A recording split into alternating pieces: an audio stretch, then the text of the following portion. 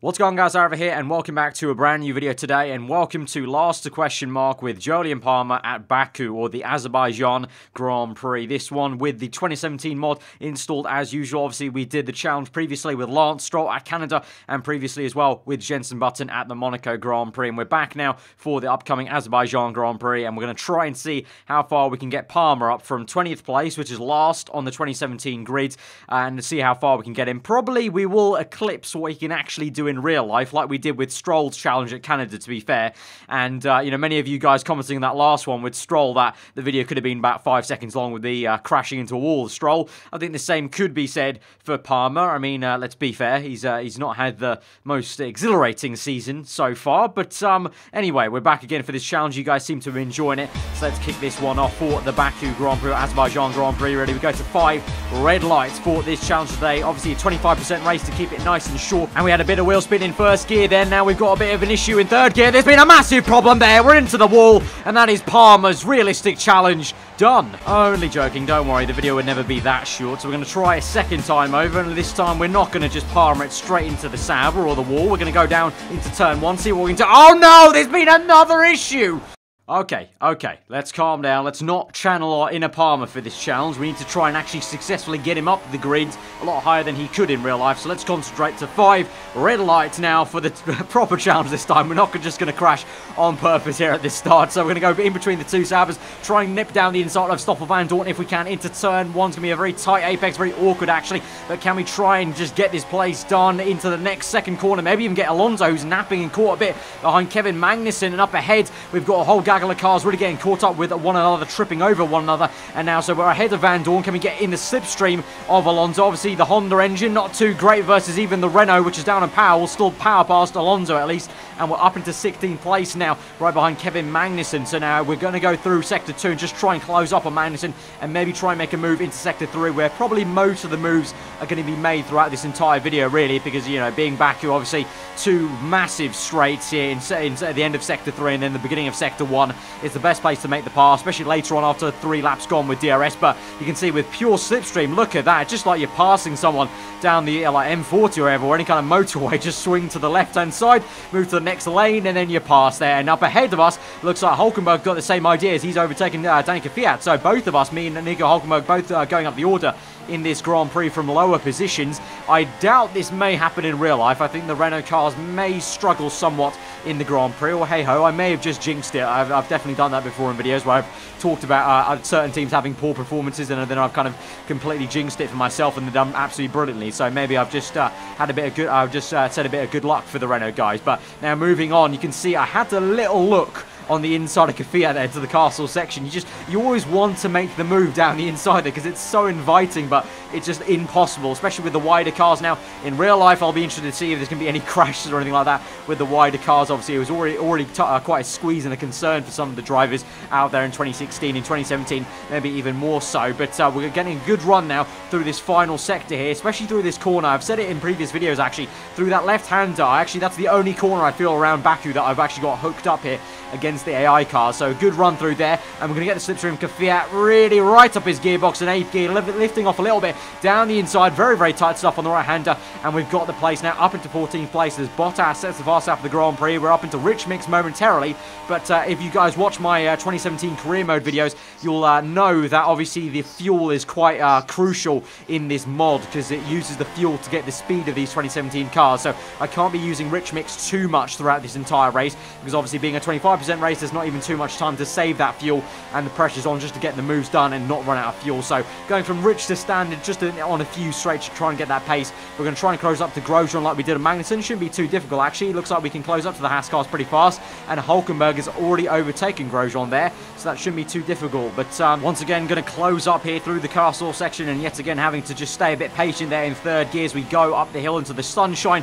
The sun hits our face, blinds us momentarily, but now we can line ourselves up, try and get the traction down as early as we can, but a little bit difficult in the Renault car on the rear end. But here we go, we're getting some actual slipstream on the kind of triple left-hander, I think, or double left-hander, long back straight, if you will, or back kink, and we try and go around the outside of Grosjean. Not going to quite work. We get on the curbing, and that actually spins up our rear tyre, so Kvyat gets right up our gearbox, so we're shifting around a little bit to defend from him. But Grosjean has had a very odd lock up there. I think that was on the left front or even left rear, which is kind of odd. But he goes a little bit slowly through there. So can we try and make a move? It's going to be very audacious around the outside of that right-hander. That is a very unorthodox place to make a move, actually. So that's actually a pretty nice move. And we were in Rich Mix now. We'll probably go down to stand momentarily. Jeff, my engineer, telling me about a change of strategy. I don't really think there's one needed in a 25% race, to be honest. I think we're going to just pit on lap 5, like the plan is, onto the set of soft tyres and go to the end. But we're past up in the 13th place now. A bit of clean air to try and catch up to our teammate Hulkenberg, who similarly has clean air to the cars up ahead. So pretty good progress, I guess you could say. 13th and now up into 12th as someone's already made a pit stop earlier on than us on lap 4. So around 12th or 13th, that's not too bad so far, but hopefully we can maybe try and get into the points. That would be a pretty good goal, I think, for us. I mean, we did that with Jenson Button in the Monaco Challenge, trying to get points there, and with Stroll we got very, very high points in Canada. So I guess for a Renault around Baku, I would guess the objective would be just like trying to get to the points, I would say, just because of the deficit they have in terms of power and also pure downforce, I would say. But who knows, really? I guess we'll find out later on in the real-life Grand Prix weekend. But we're going down the inside of Nico Hulkenberg, our teammate there, side by side through turn 1. Got the slipstream, obviously, with DRS as well. And we're up into 5th place now. So a lot of people pit there on lap 5. And we're actually going to continue on to lap 6 because I was getting the slipstream on Hulkenberg. So I thought, may as well just stay out for one more lap, really, and try and overtake him. My tyres weren't too bad. Eventually, though, on the next lap, at the end of that lap 6, we do come in now, following in Max Verstappen, who we're surprisingly actually quite close to the Dutchman there. So we're coming down the pit lane. I think there was a Force India there who came to the pits along with another car of the Williams car. So either Stroll or Massa. We're going to make our pit stop onto the soft tyres, the yellow wall tyres. And so as we come out of our pit box, though, we've got yellow flags and Lewis Hamilton is out of this race. So very, very interesting for the top flight there. So I wonder, I don't know. I mean, let me know your predictions, guys, in the comments below. But there is Hamilton there on the right-hand side, parked up, probably with an engine failure, I would assume the game's given him. But yeah, comment below your predictions of the real-life Grand Prix in the comments, and we'll see how close everyone gets. But who knows? I did say it may have jinxed the kind of thing with Renault and their performance. Maybe I've just jinxed it for Hamilton. Maybe I've just had some bad voodoo for Hamilton there, and he'll be going out of this real-life Grand Prix. We'll have to see. We'll have to see. It certainly would make things interesting for him and Bottas there in that regard. But I guess ready to keep the championship interesting, we'd want him to finish ahead of Vettel again. But obviously, Ferrari fans would not want that either. But now, anyway, let's get back to the actual action and the challenge at hand. We're on lap 7 now, so we've only got 6 laps left, including the half lap we've got left. And we're in P12, trying to close up to Verstappen, who's being held up by Stroll, actually. So we're going to try and make a little bit of a dive bomb. Sorry, Maxi, down the inside. And we push him a little bit off into the curbing there. And we've actually got that position. So Verstappen, the entire time, if you saw what I was talking about Hamilton, Verstappen was getting held up by Stroll. Stroll actually hit the wall just before the castle section. So he really wasn't driving that fast, Lance, the young Canadian. So really held up Verstappen there. So I just thought, may as well go for a little pop, to be honest. I mean, I've got nothing going else for me in this Renault car. I'm not going to exactly downforce Verstappen in any other corners, so I thought I'd go for it, and he was just stuck behind Stroll, so I couldn't do too much. So we got that position, and actually Verstappen's now been overtaken by Sainz, and is actually finding my teammate for company. So Verstappen's struggling a little bit behind me now, lower down out of the points, and we're up into the points now in P9. Obviously, Hamilton going out the Grand Prix would have helped that, because if Hamilton wasn't out this Grand Prix, we'd be just in P10. So thanks, Hamilton. But now we're on lap 9, so we've got 4 laps left just about as we go up the castle section now onto lap 10. We've closed up to Massa, who is, he's actually been overtaken by Stroll, but it's now getting held up by Stroll. So I'm hoping,